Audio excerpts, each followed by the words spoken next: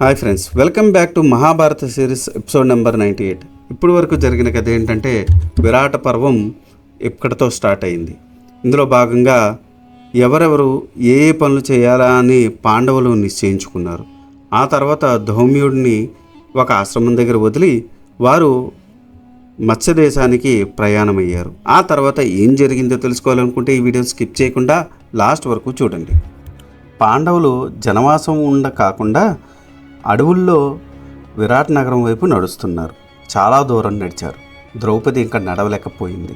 ఇంకా విశ్రాంతి తీసుకుందాము అనుకుంది. కానీ ధర్మరాజు ఒప్పుకోలేదు. త్వరగా విరాట్ నగరం చేరాలని అతని కోరిక పట్టుదల వల్ల ద్రౌపది ఇంకా ఒక అడుగు వేయలేను అని చెప్పింది. ధర్మజుడు నకులుని చూసి, నకుల, ద్రౌపది అలసిపోయింది, కొంచెం ఎత్తుకొని తీసుకొని రాగలవా అని అడిగాడు. నేను కూడా బాగా అలసిపోయాను అన్నయ్య అన్నాడు నకులుడు. ధర్మరాజు తర్వాత సహదేవుణ్ణి అడిగాడు. అతడు అదే సమాధానం ఇచ్చాడు. ఇంకా అర్జునుడి వంతు వచ్చింది.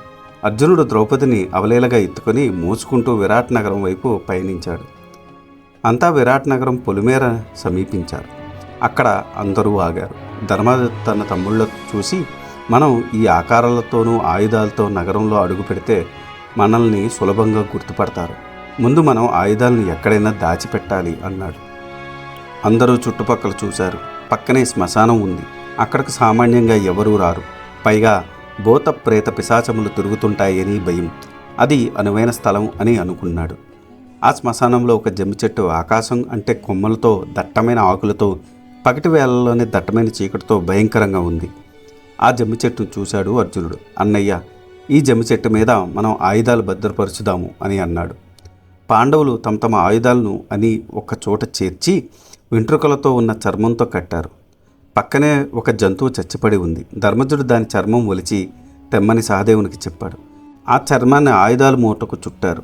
ఆ పక్కనే ఉన్న అనాథ శవం పడి ఉంది. ఆ శవాన్ని కూడా ఆయుధాల మూటతో చేర్చి కట్టారు. ధర్మరాజు ఆ జమ్మి చెట్టు ఎక్కి ఆ ఆయుధాల మూటను ఒక కొమ్మకు వేలాడగట్టాడు. ఆ ఆయుధాల మూటను నమస్కరించాడు. తనకు అర్జునుడికి తప్ప వేరే వారికి ఆయుధాల మాదిరి కనబడవద్దని, విషసర్పాల మాదిరి కనబడమని, భీముడు వస్తే అసలు కనపడవద్దని వేడుకున్నాడు. ధర్మరాజు చెట్టు దిగాడు. చుట్టూ చూశాడు. దూరంగా కొంతమంది పశువుల కాపరులు ఉన్నారు. వారు కూడా పక్కకు రాకుండా ఉపాయం పన్నాడు. వారి దగ్గరకు పోయి, అయ్యలారా, మా తల్లి చనిపోయింది.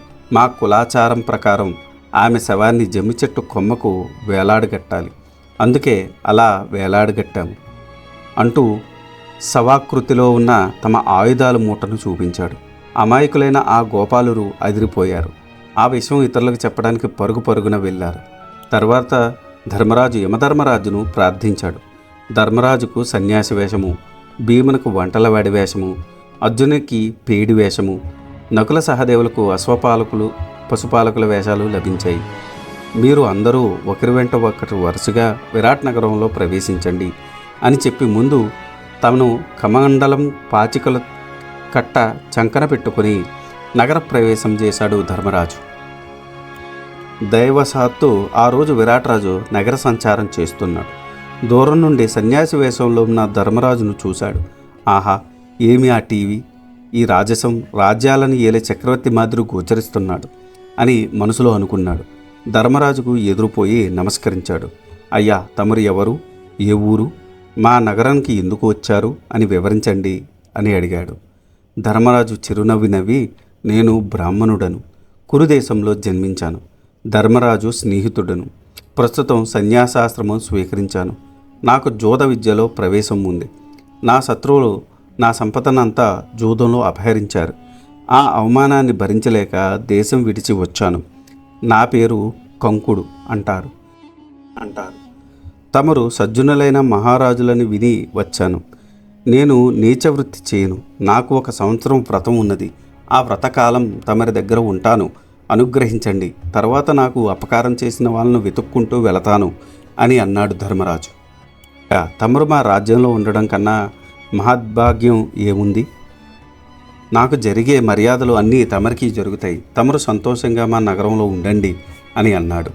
దానికి ధర్మరాజు, నాకు రాచభోగాలు అక్కర్లేదు. నేను హోమం చేయగా మిగిలిన పదార్థం తింటాను, నేల మీద పడుకుంటాను అన్నాడు ధర్మరాజు. ఇష్టం వచ్చినట్టు ఉండండి అన్నాడు విరాట్రాజు. ఆ విధంగా ధర్మరాజు విరాట్రాజు కొలువులో స్థానం సంపాదించాడు. తర్వాత భీముడు చేతిలో గరిటెతో వంటలవాడిగా ప్రవేశించాడు. విరాట్రాజుకు అభివాదం చేశాడు. అయ్యా, నేను 4వ జాతి వాడను, వంటలు చేయగలను. నా పేరు వలలుడు. తమరి కొలువులో వంటలవాడిగా ఉంటాను. నేను ఇదివరకు ధర్మరాజు వద్ద వంటలవాడిగా ఉండేవాడిని. ఆయనకు ప్రీతిగా రుచికరమైన వంటలు చేసేవాడిని. ధర్మరాజును సేవించినట్టే తమరిని సేవిస్తాను. నాకు మల్లయుద్ధం కూడా వచ్చు. తమరికి వినోదం కూడా కలిగిస్తాను. అనుగ్రహించండి. తమరికి ఇష్టం లేకపోతే వేరే చోటికి పోతాను అని అన్నాడు భీముడు. దానికి విరాట్రాజు, నీ మాటలకు నేను ముగ్ధుడయ్యాను. నా వంటశాలలో చేరు అని అన్నాడు. ఆ విధంగా భీముడు విరాట్ను కొలువులో వంటలవాడయ్యాడు. అర్జునుడు అందమైన చీరకట్టుతో, రవికతో, చక్కని తిలకబొట్టుతో ఆడవేషంలో విరాట్రాజు కొలువు కూటంలో ప్రవేశించాడు. అర్జునుల్లో నపుంసకత్వం, ఆడతనము రెండూ మూర్తిభవిస్తున్నాయి. విరాటుడిని చూసి, మహారాజా, నా పేరు బృహన్నల. నేను పేడిని.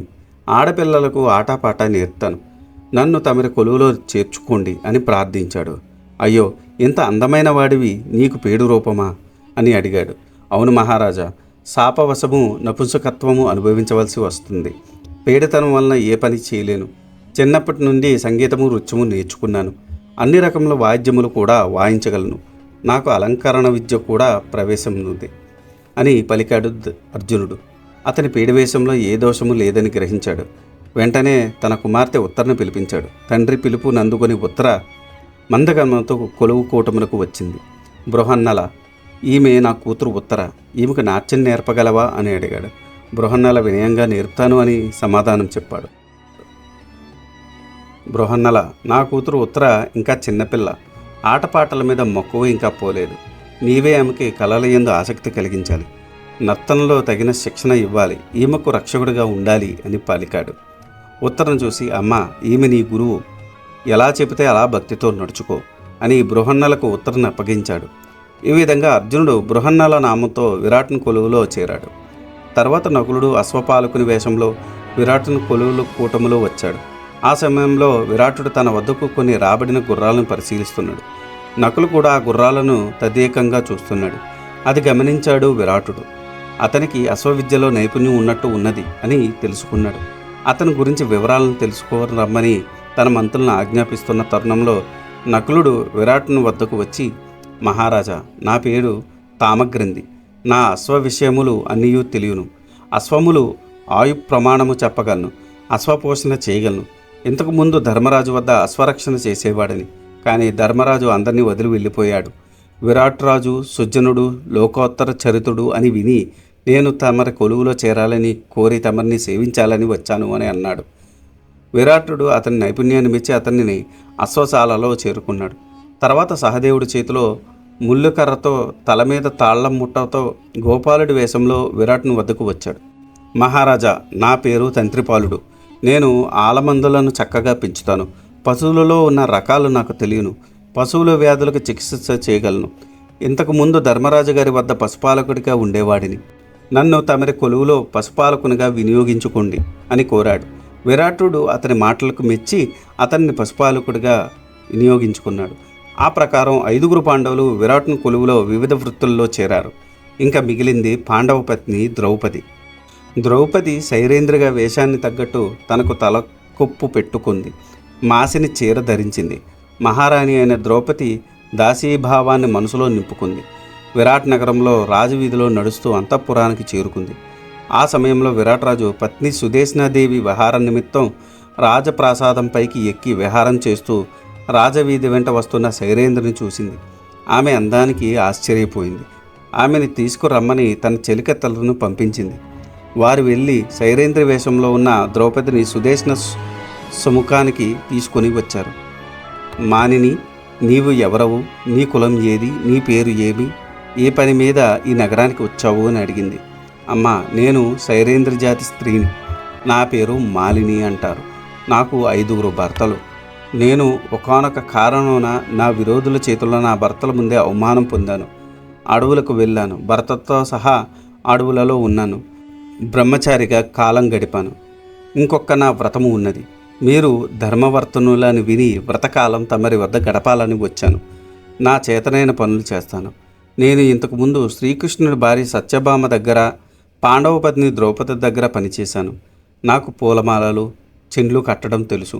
రకరకాల తిలకాలు దిద్దగలను, కుర్రలను అందంగా అల్లగలను, ముడవగలను అని చెప్పింది ద్రౌపది. కానీ సుదేష్ణకు ఒక సందేహం కలిగింది. సైరేంద్రి, నీవు అందగెత్తవు. నిన్ను చూసి మా రాజు నీ మీద మనసు పడితే నేనేం చేసేదను? అసలు ఆడవాళ్ళు నిన్ను ఎంతగా చూస్తారే, ఇంకా మగవాళ్ళు ఎంత? నిన్ను అంతఃపురంలో ఉంచుకోవడం చాలా కష్టం. నేనే నా వినాశనం కోరుకోవడం వంటిది అని పలికింది సుదేష్ణ. అమ్మా, తమరు అలా అనవద్దు. నా భర్తలు బలవంతులు. నీ విషయంలో చాలా జాగ్రత్తగా ఉంటారు. ఎవరైనా నన్ను నీచభావంతో చూస్తే వాడిని నా భర్తలు చంపుతారు. కాబట్టి పురుషులు నా వంక చూడరు. నాకు అలాంటి నీచ బుద్ధులు లేవు. నన్ను మీరు నమ్మవచ్చును. నన్ను తమరి సేవకురాలిగా స్వీకరించండి. కానీ నాకు కొన్ని నియమాలు ఉన్నాయి. నేను ఇతరుల ఎంగిలి తినను, నీచపు పనులు చేయను అని పలికింది.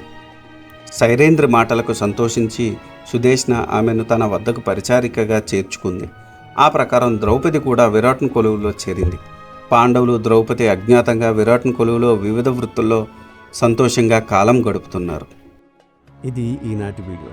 ఆ తర్వాత ఏం జరిగిందో తెలుసుకోవాలనుకుంటే మీరు నా నెక్స్ట్ వీడియో కోసం వెయిట్ చేయాల్సిందే. దానికన్నా ముందు నాదొక చిన్న రిక్వెస్ట్. నేను చేసే ఈ మహాభారత సిరీస్ వ్యాస భారతం నుండి కవిత్రయం అంటే నన్నయ్య గారు, తిక్కన గారు, ఎర్రాప్రగడ గారు తెలుగులోకి అనువదించారు.